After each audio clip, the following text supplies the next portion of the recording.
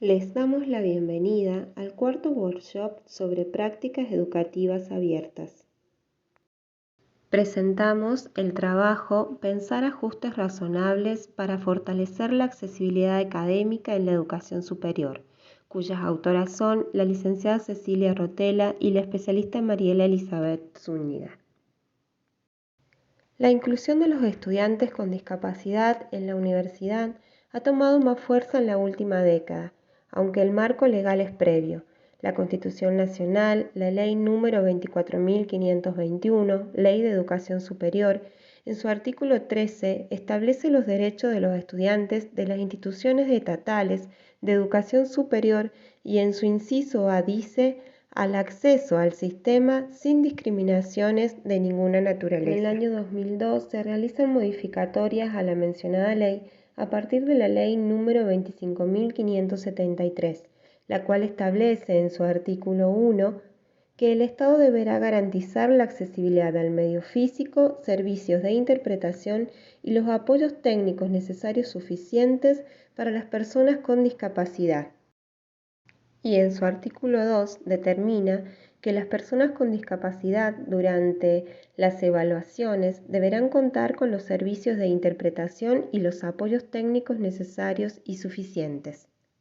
Asimismo, la Ley 26.206 de Educación Nacional, la Convención sobre los Derechos de las Personas con Discapacidad, adoptada por la Ley 26.379, y que por la Ley 27.044 adquirió jerarquía constitucional, garantizan la igualdad de oportunidades, establecen responsabilidades y el compromiso del Estado argentino en la inclusión de estudiantes con discapacidad en el sistema educativo en general y en la institución universitaria en particular. Esta exposición se centrará en un concepto clave de la Convención sobre los Derechos de las Personas con Discapacidad, que es el ajuste razonable en el ámbito educativo del nivel superior. Entendemos por ajuste razonable a las modificaciones y adaptaciones necesarias y adecuadas que no impongan una carga desproporcionada o indebida, cuando se requieran en un caso particular para garantizar a las personas con discapacidad el goce o ejercicio en igualdad de condiciones con las demás, de todos los derechos humanos y libertades fundamentales.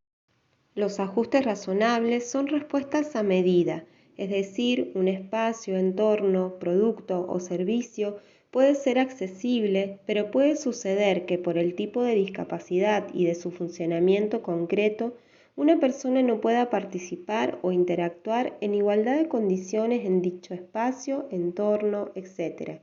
En este caso, lo que establece la ley es que se debe buscar una solución para que la persona con discapacidad pueda disfrutar de ese derecho.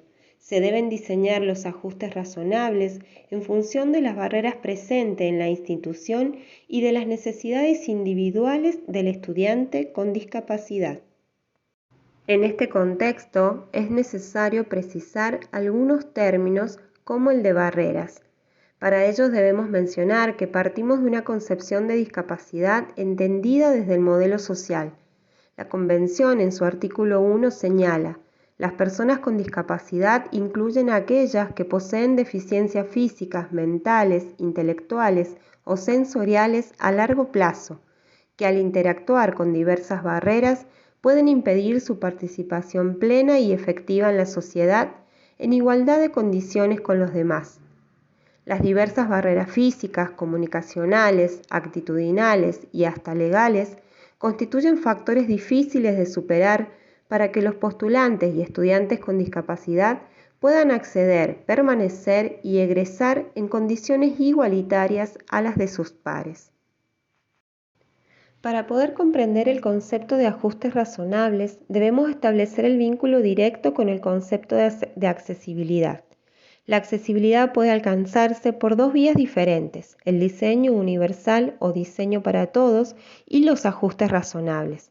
En este sentido, los ajustes razonables son medidas específicas que tienen como objeto o meta la accesibilidad en casos particulares, pero que se adoptan cuando ésta no es posible desde la previsión del diseño para todos, teniendo en consideración la necesidad específica de una persona. Esto significa, en gran medida, que el ajuste razonable surge a partir de la expresión de la necesidad concreta de una persona con discapacidad. Podemos decir entonces que el diseño para todos es una estrategia a nivel general para alcanzar accesibilidad y los ajustes razonables una estrategia a nivel particular cuando no ha sido posible prever desde el diseño para todos. De este modo, hay que resaltar que la función de los ajustes razonables no es reemplazar los incumplimientos de las condiciones de accesibilidad. Una cuestión es la obligación de realizar un ajuste razonable que se considera necesario ante una circunstancia en particular. Por ejemplo, modificar la iluminación en el sitio de trabajo de una persona con discapacidad visual que entra a trabajar en dicho puesto y que requiere un tipo de luz especial. Y otra muy diferente son las obligaciones que exige la accesibilidad, por ejemplo, la existencia de una rampa en un edificio público. En el ámbito educativo, un ejemplo puede ser cuando un estudiante con discapacidad motriz requiere de más tiempo para presentar un examen escrito. No se trata de una ventaja, sino de un ajuste razonable para que esa persona con discapacidad pueda demostrar su conocimiento en un examen.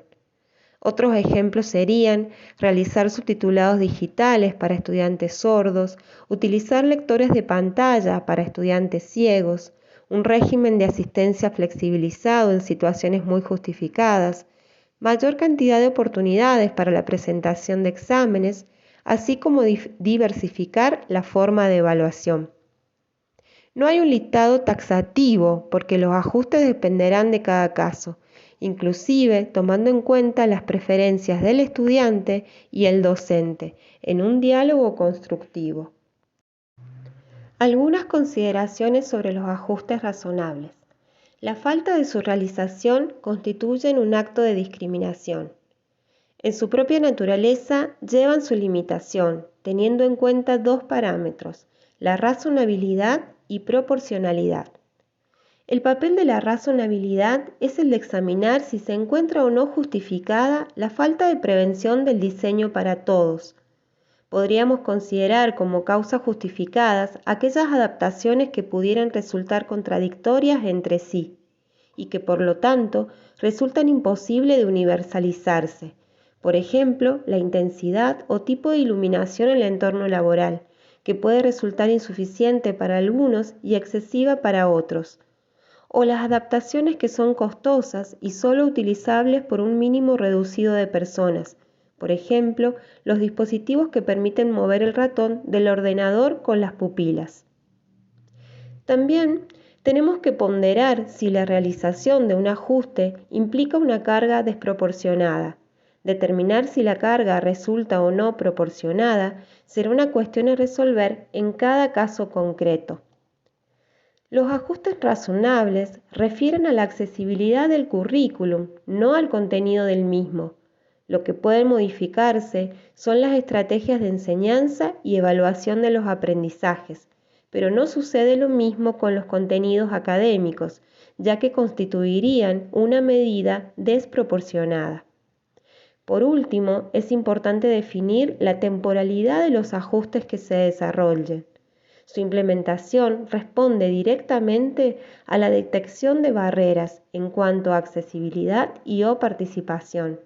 En relación a esto, la continuidad de los mismos estará determinada por su reevaluación periódica y sistematizada. Se debe recordar que los ajustes comprenden la eliminación o modificación de los factores ambientales que pueden limitar o dificultar el aprendizaje o participación de las personas con discapacidad. Igualmente importante es considerar que estudiantes con la misma diversidad de funcionales pueden incluso tener necesidades diferentes y los ajustes razonables para unos pueden no serlo para otros. Finalmente, los ajustes no deben ser considerados como privilegios o concesiones hacia estudiantes con discapacidad, sino que son necesarios para lograr la igualdad de oportunidades frente al proceso de formación en la educación superior. A modo de cierre y acordando con las palabras de Alejandra Grozna, sostenemos que Las situaciones particulares de los estudiantes deben ser resueltas de manera situada, en contextos de compromiso institucional inclusivo, ya que suponen analizar su historia educativa, recuperar las estrategias de apoyo que les fueron útiles precedentemente y analizar los ajustes razonables, entre otras acciones, pero siempre a partir del propio compromiso y participación del interesado.